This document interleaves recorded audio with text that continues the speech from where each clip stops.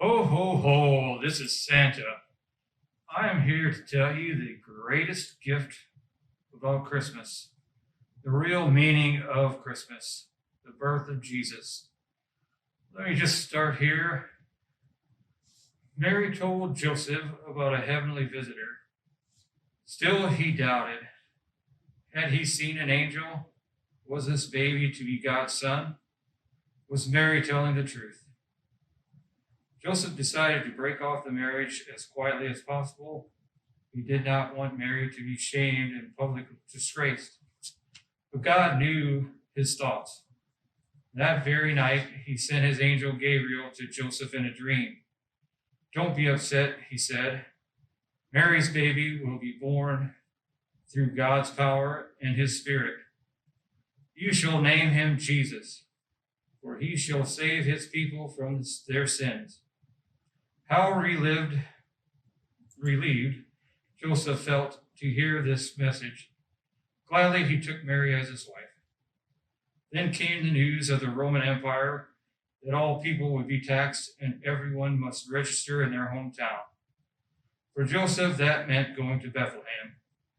He took Mary on a tiresome 4-day journey to Bethlehem. When they arrived, Mary longed for a soft bed. But alas, the inn in Bethlehem was already full. So they had to stay in the stable. There, Mary's baby was born. Joseph and Mary gazed with the joy at the little child. That was the promised Messiah.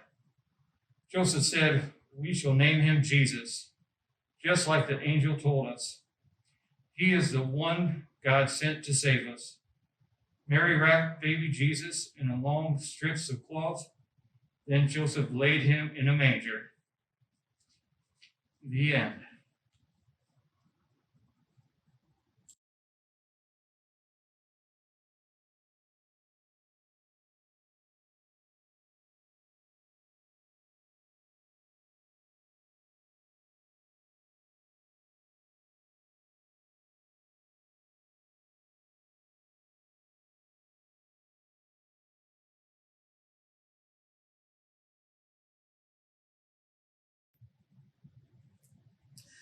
Hi, my name is Annette, and tonight I will be reading The Night Before Christmas by Clement C. Moore.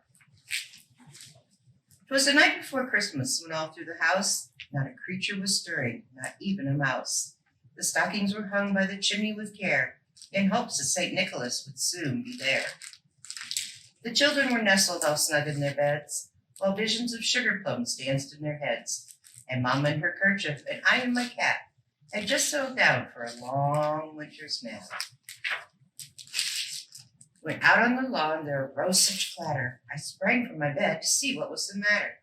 Away to the window I flew like a flash, tore open the shutters, and threw up the sash. The moon on the breast of the new-fallen snow gave the luster of midday to objects below, when what to my wondering eyes should appear but a miniature sleigh and 8 tiny reindeer.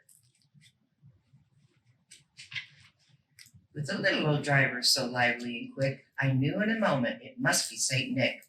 More rapid than eagles his coursers they came, and he whistled and shouted and called them by name.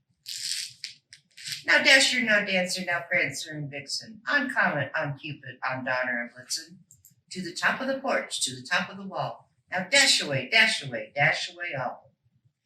As dry leaves that before the wild hurricane fly, when they meet with an obstacle, mount to the sky. So up to the housetop the coursers they flew, with the sleigh full of toys, and St. Nicholas too. And then in a twinkling I heard on the roof the prancing and pawing of each little hoof. As I drew in my head and was turning around, down the chimney St. Nicholas came with a bound.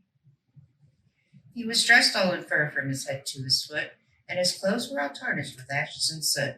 A bundle of toys he flung on his back, and he looked like a peddler just opening his pack.